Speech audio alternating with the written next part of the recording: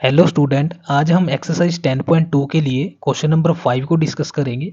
आपके पास है कि prove that the perpendicular at the point of contact to the tangent to a circle passes through the centre. क्या कहना चाहता है क्वेश्चन आपको? क्वेश्चन कहना चाहता है कि जो भी टेंजेंट है हमारे पास सर्कल के ऊपर, उसके ऊपर जो भी परपेंडिकुलर ड्रॉ होगा वो हमें प्रूव करना है कि वो सेंटर से ही पास होता है। ठीक है ना बात? अब बच्चों एक बात बताओ मेरे को कि अगर मेरे पास एक सर्कल है और सर्कल का एक टेंजेंट है, यानी कि पॉइंट ऑफ कॉन्टैक्ट है जहाँ पे हम इसका एक परपेंडिकुलर ड्रॉ करेंगे, तो वो हमने मान लिया P। ठीक है। अब मेरे को एक चीज़ बताओ कि अगर ये सेंटर है और सेंटर से कोई मैं रेडियस जो है वो टेंजेंट के ऊपर ड्रॉ करता हूँ, तो वो 90 डिग्री एंगल क्रिएट करती है या नहीं? बिल्कुल करती है। तो इसका मतलब तो ये हो गया कि सबसे पहले मैं गिवन लिखता हूँ। गिवन क्या है मुझे? गिवन है भाई एक सर्कल, सर्कल का सेंटर भी हमें गिवन है और रेडियस भी हमें गिवन है जो परपेंडिकुलर ड्रॉ करती है इसके ऊपर। और A B is a tangent. अगर ए बी एक टेंजेंट है वो हमने प्रूव कर लिया, नहीं वो हमने लिख लिया। अब प्रूव क्या करना है हमें? प्रूव करना है कि the perpendicular on A B at P passes through centre, passes through centre, ये मेरे को प्रूव करना है। तो प्रूफ के लिए चलते हैं। सबसे पहले क्या है कि अगर O एक सेंटर है और वो परपेंडिकुलर ड्रॉ करता है अगर टेंजेंट के ऊपर, तो इसका मतलब O P B is equal to 90 degree. ये मैं इक्वेशन नंबर 1 क्रिएट कर लेता हूँ। ठीक है ना, मैंने इसको नाम इक्वेशन नंबर 1 दे दिया। अब मैं कुछ मिनट के लिए मानता हूं कि मान लो सेंटर जो है वो O की जगह कोई P है या Q मान लेता हूं। मान लिया मैंने यहाँ पे कोई एक Q सेंटर है। अगर मैं Q से परपेंडिकुलर ड्रॉ करता हूं तो मान लिया हम क्या करेंगे, अब let QP is the radius of circle, क्योंकि ऑब्वियसली जो हम सेंटर ड्रॉ करते हैं वो एक रेडियस ही तो होती है।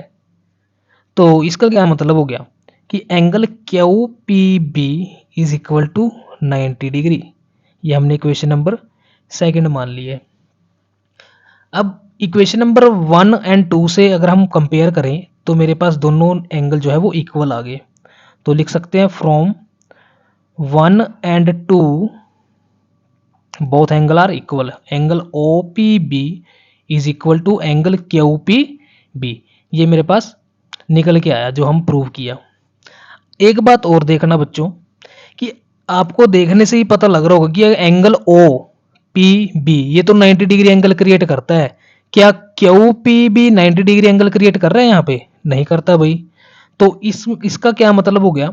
इसका मतलब तो ये हो गया कि जो भी हम वैल्यू या जो भी हम टेंजेंट टेंजेंट के ऊपर कोई रेडियस ड्रॉ करते हैं सेंटर से, तो वो सिर्फ सिर्फ ओनली वही परपेंडिकुलर होती है। उसके अलावा कोई भी नंबर बोले वो यहाँ पे सेंटर कोई भी आपका जो है वो परपेंडिकुलर नहीं होगा। तो it means this is contradiction.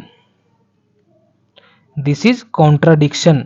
अगर ये कॉन्ट्राडिक्शन है तो ये कब पॉसिबल हो सकता है कि ये 90 डिग्री एंगल बनाए? ये तभी पॉसिबल हो सकता है जब क्यू वाला नंबर जो है वो ओ के ऊपर कोइंसाइड हो जाए। यानी कि दिस इज पॉसिबल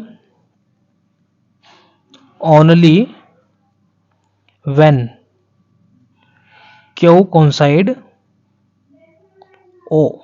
ठीक है ना बात? जब क्यू जो है वो ओ के ऊपर आ जाए तब हम कह सकते हैं कि वो 90 डिग्री एंगल क्रिएट करेगा। बात आई समझ में? दोबारा से एक्सप्लेन करते हैं। आपको एक गिवन है, एक सेंटर नहीं सॉरी एक सर्कल गिवन है जिसके सेंटर ओ है और रेडियस आर है। ए भी एक टेंजेंट है उसके ऊपर ड्रॉ किया गया। ठीक है, प्रूव करना है आपने कि जो भी परपेंडिकुलर ए बी के ऊपर होगा किसी पी पॉइंट पर, वो पास करता है सेंटर से। ठीक है। अगर मान लिया मैंने एक सर्कल का एक सेंटर लिया था यहाँ पे O, तो वो 90 डिग्री एंगल क्रिएट करेगा क्योंकि हम पढ़ चुके हैं। ठीक है ना बात? अगर पढ़ चुके हैं तो हमने इसको इक्वेशन नंबर 1 बना लिया कि ओ पी बी एक 90 डिग्री एंगल है। अब मैं कुछ टाइम के लिए मानता हूँ कि मैंने एक क्यू पॉइंट लिया सेंटर पे, भी मान लिया मैंने कि क्यू पॉइंट है कोई, वो एक सेंटर है। अगर वो सेंटर है तो वो भी एक 90 डिग्री एंगल क्रिएट करेगा। तो हमने उसको लेट किया, हमने ये चीज़ लेट की है, ठीक है। तो हमने उसको भी इक्वेशन नंबर सेकंड मान लिया। अब ये तो पॉसिबल नहीं हो सकता कि दोनों, अगर दोनों के एंगल इक्वल हैं तो इसका मतलब दोनों साइडें भी इक्वल हैं। तो हमने ये हमने बना लिया यहाँ पे equation number 1 and equation number 2 को कंपेयर करके।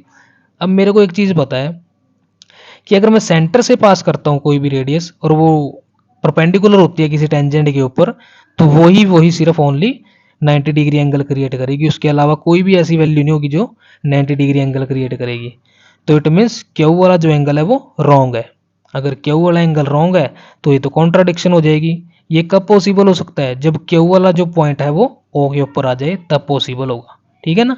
उम्मीद करता हूँ कि आपको फिफ्थ क्वेश्चन जो है वो समझ में आया होगा। तो प्लीज़ वीडियो को लाइक शेयर एंड सब्सक्राइब कीजिए। Thank you so much for watching a video.